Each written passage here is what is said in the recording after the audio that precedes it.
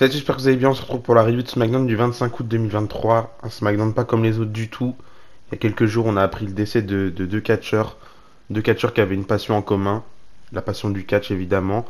On a appris le décès de Terry Funk et de Bray Wyatt il y a à peine quelques jours. Premièrement, Terry Funk, je crois que c'était jeudi ou mercredi. Puis on a appris le décès de Bray Wyatt dans la nuit du jeudi à vendredi.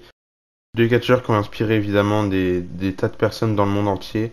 C'est assez tragique en vrai d'apprendre ça.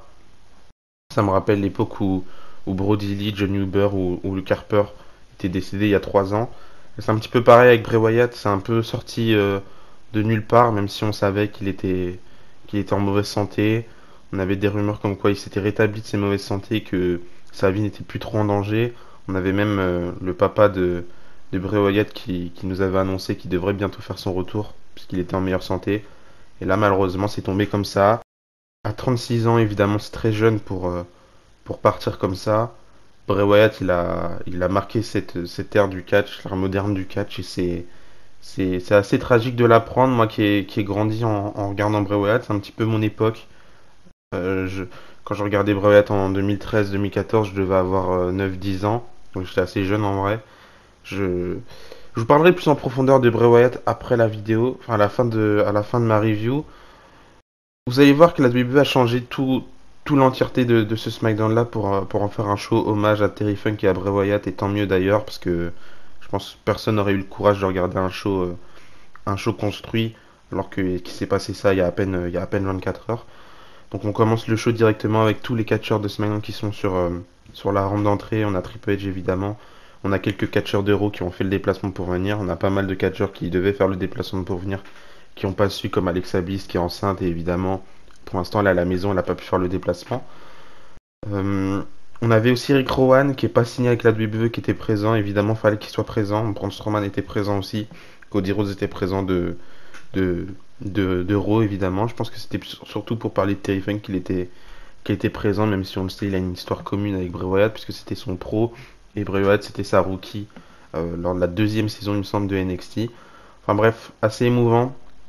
On a eu les 10 sons de cloche, comme d'habitude. Euh, on a eu aussi un clip après ça, un clip qui a rendu hommage à Bray Wyatt. Je vous conseille d'aller voir sur Twitter, vous pouvez le retrouver. Malheureusement, je peux pas trop le diffuser. Si je pouvais le diffuser, je l'aurais fait directement. Mais malheureusement, je peux pas. C'était très émouvant, ça retrace un petit peu toute la carrière de Bray Wyatt, tous les bons moments qu'on a pu vivre avec Bray Wyatt, de ses débuts à ses histoires avec le Fiend, à son retour à Extreme Rules. Franchement, Bray Wyatt, c'est toujours été un catcheur qui a su se renouveler, qui a su se changer de personnage quand il fallait changer, qui a su se réinventer lorsqu'il fallait se réinventer et plus rester le même. C'est un génie créatif, c'est une tête pensante qui a plein d'idées dans sa tête, qui a envie de tous les réaliser. On sait que c'est un grand passionné de catch. Je crois que c'était le, le scénariste de Bray Wyatt, le scénariste à long terme de Bray Wyatt, Rob Fee, je crois qu'il s'appelle, qui avait fait une déclaration par rapport à ça, où il disait que Bray Wyatt c'était juste un vrai passionné. Il aimait avoir tout plein d'idées dans sa tête, les montrer, les placer comme un puzzle, et voir tous les fans un petit peu replacer tout ça comme un puzzle. C'est son kiff à lui, personnellement. Il aimait regarder des petites vidéos YouTube très peu connues, avec peu de vues, pour se créer des idées. Enfin bref, il aimait bien tout ça. C'était un créatif de fou, Bray Wyatt, et on s'en rend même pas assez compte. Il a aussi révélé que Bray Wyatt, il était tellement passionné de catch qu'il aimait bien quand les gens parlaient de son même avec Roman Reigns, où il pointe du doigt pour que Roman Reigns s'inspire. Un vieux clip qui date de 2015, il me semble, c'est pas si vieux que ça non plus, mais pour moi qui suis encore jeune, ça remonte à quand même un bon paquet d'années.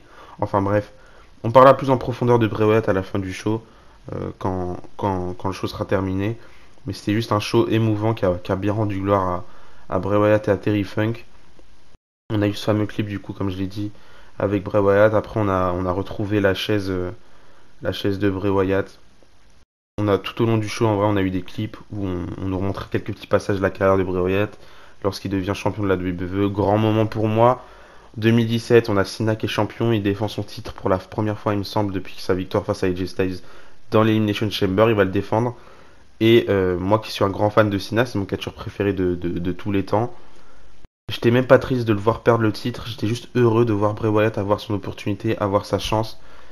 C'est c'est un grand moment en vrai pour la carrière de Bray Wyatt, mais tout au long du show, on va nous retracer plein de souvenirs avec Bray Wyatt.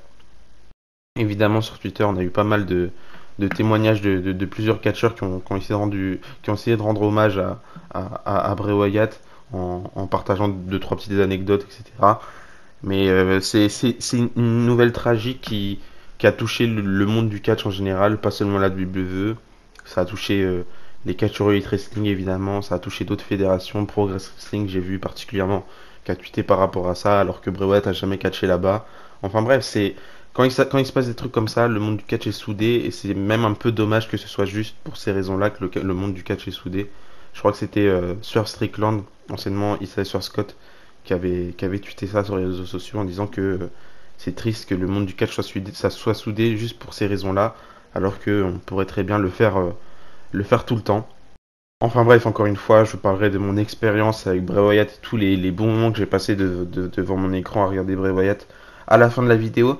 Mais avant ça, je dois quand même faire la review du show qui était globalement pour rendre hommage à Bray Wyatt. Donc comme je vous l'ai dit, on a eu pas mal de vidéos qui vont retracer un petit peu la carrière de Bray Wyatt. On a commencé avec un premier match, Rey Mysterio contre Grayson Waller, qui était prévu la semaine dernière. Il a été prévu la semaine dernière pour cette semaine, donc on a bien eu ce show-là. Donc Rey Mysterio contre Grayson Waller, le match n'était pas très très long.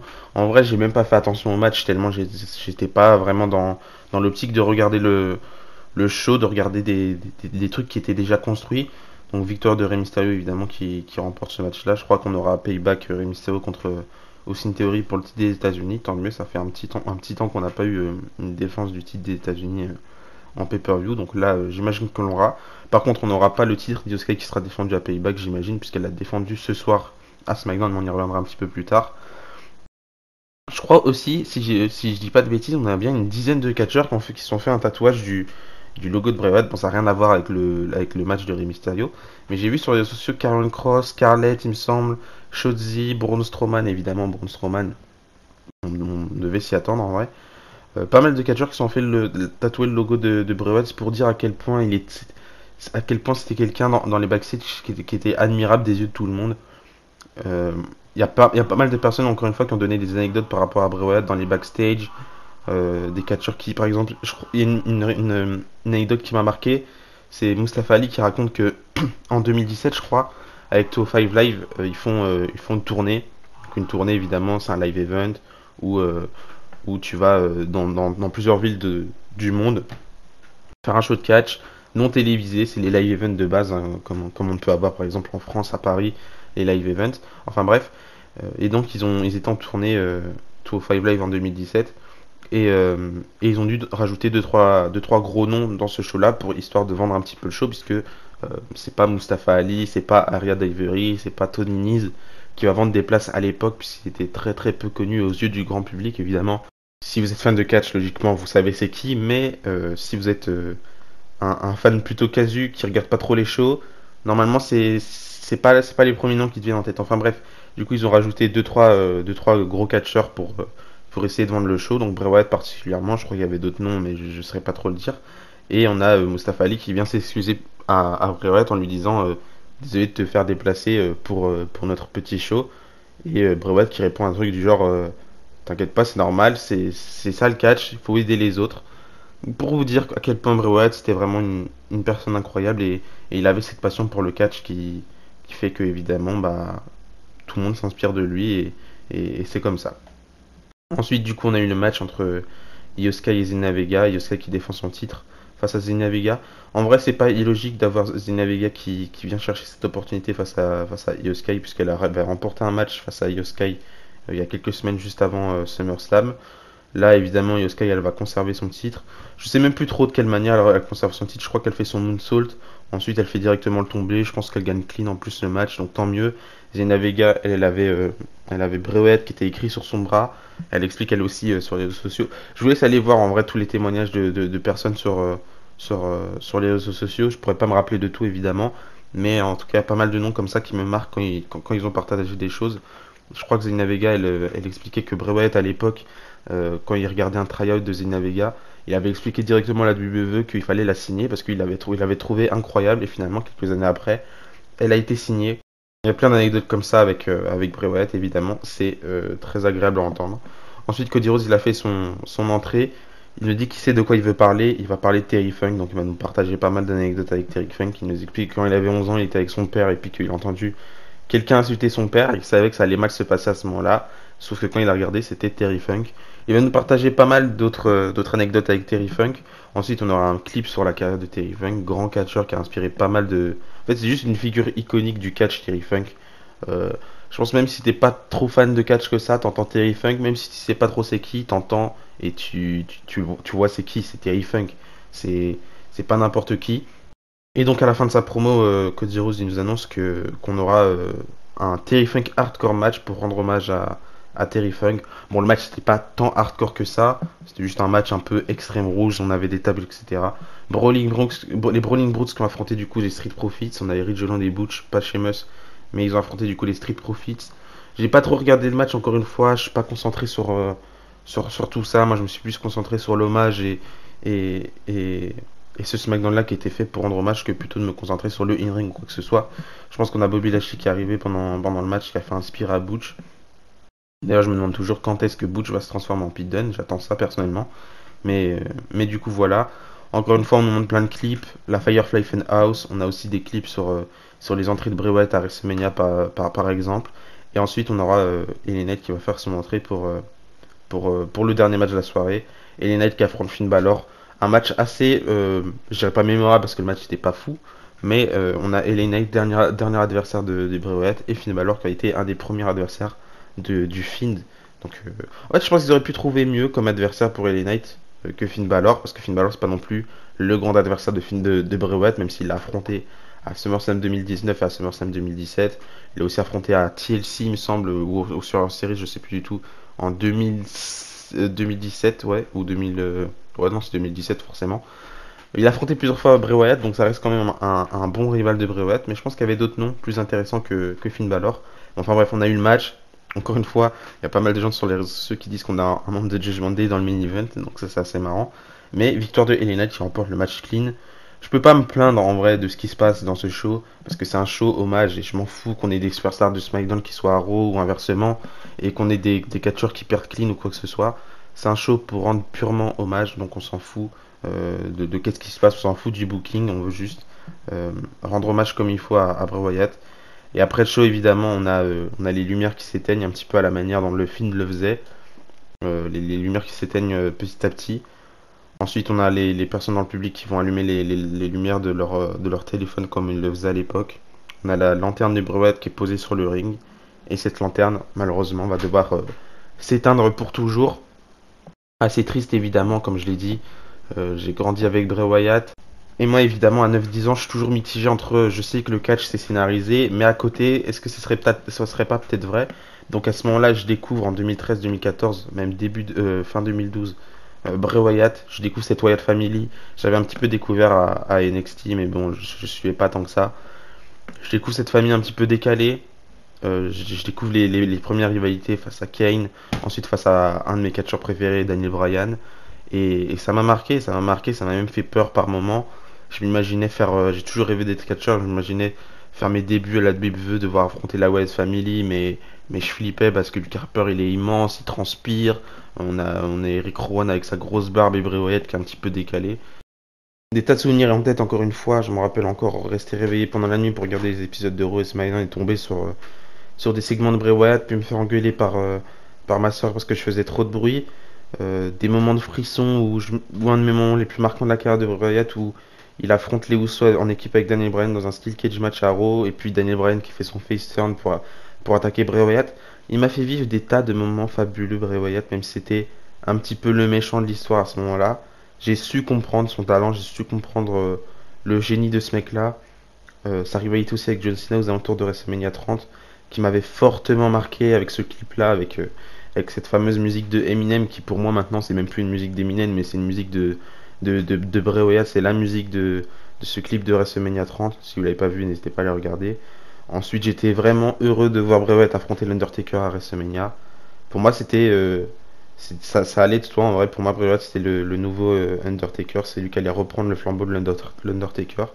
Et c'est ouf de dire il y a à peine quelques mois, on voyait l'Undertaker et Bray Wyatt dans un ring. Un petit peu le passage de flambeau. Malheureusement, maintenant, l'histoire est un petit peu différente. On s'imaginait tous avoir le retour de Bray Wyatt. Je m'imaginais encore un petit peu qu'est-ce qu'il pouvait faire de nouveau. J'imaginais une feud avec Cody Rhodes, j'imaginais le retour. On s'imaginait un petit peu tous l'histoire qu'il allait raconter avec Uncle Cody, etc. Même si encore une fois ça peut pas plaire à tout le monde. Moi je faisais partie de ceux qui étaient pas fans de ce genre d'histoire un petit peu paranormale, pas folle, etc. Surtout avec Uncle Cody, avec le film, etc. Mais à côté de ça, on peut pas cacher le talent qu'avait Bray Wyatt et malheureusement on n'aura pas la fin de cette histoire avec Uncle Cody, etc. Je suis persuadé que ça aurait été une histoire juste folle à la finalité.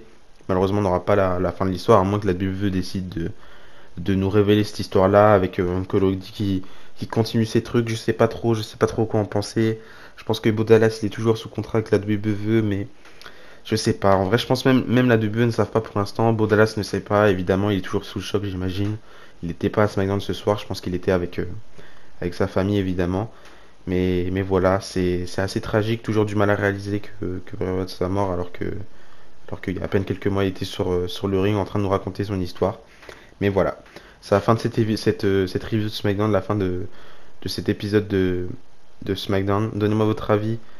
Enfin, me donnez pas votre avis par rapport à cet épisode de SmackDown parce qu'il n'y a pas eu grande matière et que c'est pas lieu d'avoir un avis, mais partagez-moi toutes vos anecdotes par rapport à Bray Wyatt, ce que vous ressentez par rapport à ça, votre ressenti et partagez-moi plein de choses dans les commentaires. Ça va me faire plaisir de lire ça en tout cas. Mais du coup, voilà, termine là-dessus. J'espère que la vidéo vous a plu. Je le répète encore une fois, mais n'hésitez pas à aller voir tous les clips que la WWE a partagés pendant cet épisode de SmackDown, c'est très important. J'ai sûrement oublié de dire des tas de choses, j'en suis persuadé même. Enfin voilà, on souhaite évidemment énormément de courage à la femme, aux enfants, aux frères, à la famille et l'entourage de Bray Wyatt. C'est la fin de cette vidéo, et d'ici là je vous dis à la prochaine, n'oubliez pas, tant qu'il y a eu catch et espoir. Bisous bisous.